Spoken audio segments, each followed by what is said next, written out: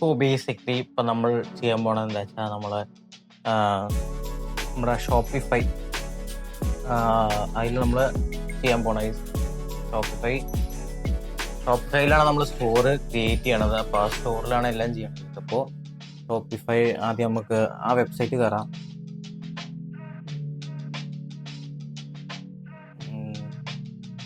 നമുക്ക് 3 ഓപ്ഷൻ ഉണ്ട്. ഒന്നില്ലെങ്കിൽ നമ്മൾ കോഡ് എഴുതി എല്ലാം റെഡിയാക്കി നമ്മൾ വെബ്സൈറ്റ് ക്രിയേറ്റ് ചെയ്യാം. അല്ലെങ്കിൽ ഷോപ്പിഫൈ വെച്ചിട്ട് അവരുടെ ഇതിൽ അവരവർ ഡൊമൈൻ തരും. ഷോപ്പിഫൈ നമ്മുടെ പേര് പ്ലസ് shopify.com അത് വരെ ഉണ്ടാവും. രണ്ടാമത്തെ ഓപ്ഷൻ പറഞ്ഞാൽ ഡൊമൈൻ പർച്ചേസ് ചെയ്യാം. അപ്പോൾ ഡൊമൈൻ പർച്ചേസ് ചെയ്യണമെങ്കിൽ ഞാൻ ഗോഡാഡി എടുക്കണത്.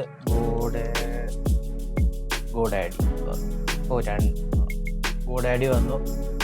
അല്ലെങ്കിൽ പിന്നെ ഹോസ്റ്റിംഗർ ഉണ്ട്, പിന്നെ ഗോഡാഡി ഉണ്ട്. ആദ്യം ഹോസ്റ്റിംഗറിൽ കയറിയിട്ട് ഡൊമൈൻ എത്ര രൂപ വരെ നോക്കിയാൽ ഗൈസ്. ഹോസ്റ്റിംഗർ എടുത്തു, അതിന് ഡൊമൈൻ.